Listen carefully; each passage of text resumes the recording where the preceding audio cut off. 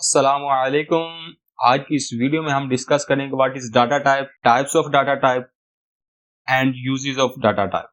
तो सबसे पहले हम डिस्कस करते हैं what is data type. Data type है क्या? अगर मैं रियल लाइफ की बात करूं, रियल लाइफ में हम डिजिट यूज करते हैं, किसी का नंबर बोल देते हैं 0300035101, ठीक है। इसी तरह हम किसी चीज को मेजर करते हैं तो हम डेसिमल में मेजर करते हैं। अगर हम किसी का ग्रेड बोलें, आपका ए ग्रेड है, बी ग्रेड है, हम अल्फाबेट यूज करते हैं। इसके अलावा हम किसी का नेम बोल देते हैं, कोई सेंटेंस वगैरह यूज कर लेते हैं, हाउ आर यू, किसी का हालचाल ही पूछ लेते हैं, ठीक है। इसके अलावा हम कोई साइन वगैरह यूज कर लेते हैं, डॉलर साइन का तो सबको पता होगा। इसके अलावा कोई @gmail.com वगैरह यूज करते हैं, ठीक है। और इसके अलावा हम हाँ के ना वाली लैंग्वेज भी यूज करते हैं, यस नो, हाँ ना, ठीक है। अगर मैं कहूँ कि C++ में हमारे पास यही डाटा टाइप है, हाँ, लेकिन कुछ समझ में नहीं आया। देखो, कोई भी चीज हम कंप्यूटर में एंटर करवाते हैं, कंप्यूटर उसके ऊपर कुछ ना कुछ प्रोसेस करता है और हमें मीनिंगफुल आउटपुट दे देता है। अगर हम डेसिमल की बात करें, डेसिमल को हम कंप्यूटर में एंटर करवा सकते हैं, जी करवा सकते हैं। डेसिमल को भी एंटर करवा सकते हैं, जी करवा सकते हैं। किसी अल्फाबेट की बात करें, इसको मैं एंटर करवा सकता हूँ कंप्यूटर में, हाँ करवा सकता हूँ। किसी नेम की बात करूँ तो उसको मैं एंटर करवा सकता हूँ। अगर मैं किसी सेंटेंस की बात करूँ तो उसको भी मैं एंटर करवा सकता हूँ ना। किसी साइन की बात करूँ, उसको मैं कीबोर्ड के जरिए एंटर करवा सकता हूँ, जी करवा सकता हूँ। इसके अलावा मैं यस नो की बात करूँ, इसको भी हम कंप्यूटर में एंटर करवा सकते हैं। अब ये बात तो मेरे पास कंफर्म होगी कि ये मेरे पास क्या, ये डाटा है, ठीक है। लेकिन हम तो बात कर रहे हैं डाटा टाइप की। देखो, ये अलग टाइप का डाटा है, ये अलग टाइप का डाटा है, ये हमारे पास अलग टाइप का डाटा है, ये भी अलग टाइप का डाटा है, ये भी अलग टाइप का डाटा है, ये भी अलग टाइप का डाटा है, ठीक है। अलग अलग टाइप के डाटा है। C++ में हमने इसको अलग अलग नेम दिए हुए हैं, ठीक है। इसे ही हम कहते हैं डाटा टाइप्स। आप कुछ ना कुछ सेंस मान लीजिए। इसको हम मजीद क्लैरिफाई करेंगे डाटा की टाइप्स में। अब हम डिस्कस करते हैं डाटा की टाइप्स को। अगर मैं डिजिट की बात करूं, डिजिट मीन्स बगैर इशारिये वाले नंबर हैं, वो पॉजिटिव भी हो सकते हैं, नेगेटिव भी हो सकते हैं। डिजिट के लिए हम C++ में यूज करते हैं इंट, ठीक है। जिस तरह किसी की एज बोल दी 15 साल, 16 साल, 17 साल, ठीक है। इसी तरह हम कोई चीज को मेजर करते हैं तो हम डेसिमल में मेजर करते हैं, उसके लिए हम यूज करते हैं फ्लोट। जिस तरह किसी की लेंथ मेजर कर ली, ठीक है। इसी तरह फिर हमारे पास आ जाता है डेसिमल। इसके लिए हम यूज करते हैं डबल। डबल और फ्लोट में डिफरेंस क्या है? डबल और फ्लोट में डिफरेंस है कि फ्लोट में हमें इशारिये के बाद कम नंबर लिखने को मिलते हैं, लेकिन डबल में हमारे पास इशारिये के बाद हम ज्यादा नंबर लिख सकते हैं।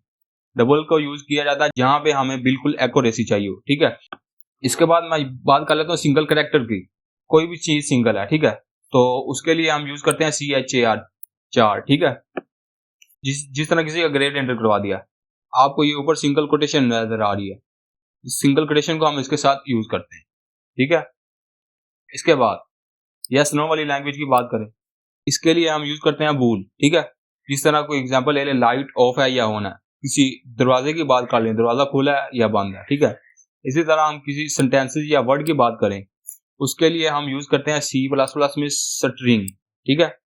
जिस तरह किसी का नेम बोल दिया, लेकिन जो भी हमने इसके अंदर लिखना है उसके लिए हम डबल कोटेशन यूज करेंगे, ठीक है। इसी तरह ये डबल कोटेशन हमने लगा ली, ठीक है। इसी तरह हम किसी चीज कुछ भी हम लिख सकते हैं अपनी मर्जी से। इनके लिए तो कंडीशन है ना, अगर डिजिट लिखना है तो इसमें प्रॉपर डिजिट होना चाहिए, इसमें प्रॉपर डेसिमल नंबर होना चाहिए। अगर हम कैरेक्टर की बात करें तो हम सिंगल कैरेक्टर एंटर करवा सकते हैं, लेकिन मैं जब स्ट्रिंग की बात करूं, हम ये सब कुछ इसमें एंटर करवा सकते हैं, ठीक है। जिस तरह काशिफ 136, ठीक है। ये तो होगी हमारे पास डाटा टाइप। इसके अलावा हमारे पास यूजर डिफाइंड डाटा टाइप्स होती हैं, उनको हम नेक्स्ट आने वाली वीडियो में साथ साथ डिस्कस करेंगे, लेकिन बिगिनर के लिए ये जरूरी थी, इसीलिए हमने इसको आज डिस्कस किया। अब हम नेक्स्ट डिस्कस करते हैं यूजेस ऑफ डाटा टाइप। अगर सबसे पहले यूज की बात करें तो हम डाटा टाइप को इसलिए यूज करते हैं कि हमें पता होगा हमने कौन सा डाटा लेना है। अगर मैं इंट यूज करूंगा तो मुझे पता है मेरे पास इंट ही डाटा आएगा, ठीक है। अगर मैं स्ट्रिंग यूज करता हूं तो मुझे पता है हर किस्म का डाटा मेरे पास आ सकता है। अगर हम रियल लाइफ की बात करें, अगर आपने कभी ऑनलाइन फॉर्म फिल किया हो, उसमें आपसे आपका कॉन्टैक्ट नंबर पूछते हैं, तो आप अपने नंबर की जगह अपना नेम लिख दो तो आपका फॉर्म सबमिट नहीं होगा। लेकिन क्यों? उसमें उन्होंने कंडीशन लगाई हुई है, हमने जो भी इनपुट लेनी है वो हमारे पास इंटीजर होनी चाहिए, ठीक है। इसी तरह हम वहां पे अपना नेम एंटर नहीं करवा सकते। इसके अलावा इसके नेक्स्ट यूज की बात करें, ये डिसाइड करता है कि हमें मेमोरी में कितनी जगह मिलेगी। अगर मैं इंटीजर की बात करूँ, अगर हम इंट लिखें तो हमें मेमोरी में 4 बाइट जगह मिल जाती है। अगर मैं फ्लोट की बात करूँ तो हमें फिर भी 4 बाइट जगह मिलेगी। अगर मैं डबल की बात करूँ, ठीक है, डबल में ज़ाहिर सी बात हमें ज़्यादा जगह मिलेगी, ठीक है, 8 बाइट मिलेगी। अगर मैं कैरेक्टर की बात करूँ तो उसमें मुझे 1 बाइट जगह मिलेगी, ठीक है। अगर मैं बूल की बात करूँ तो बूल में भी हमें 1 बाइट जगह मिलेगी। लास्ट पे आती है हमारे पास स्ट्रिंग। स्ट्रिंग में मैंने आपको बताया हम जो कुछ मर्जी चाहे ऐड कर सकते हैं अपनी मर्जी से, ठीक है। तो जो उसकी लेंथ होगी वो डिपेंड करती है कि हमने कितने वर्ड्स एंटर करवाए हैं या कितने सेंटेंस एंटर करवाए हैं, ठीक है। जिस तरह हम कैरेक्टर की बात करें तो कैरेक्टर में हमें 1 बाइट मिलती है, मीन्स कि हमें 8 बिट्स मिलती है, ठीक है। 1 2 3 4 5 6 7 8, ठीक है, 8 बिट्स मिलती है।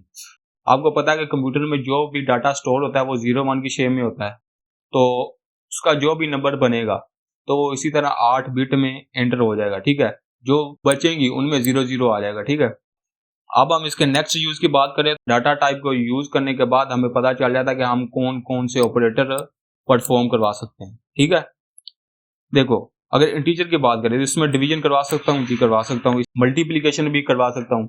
अगर फ्लोट की बात करूँ तो इसमें भी मैं डिवीजन करवा सकता हूँ, मल्टीप्लिकेशन, ठीक है, डबल में भी करवा सकता हूँ, ठीक है।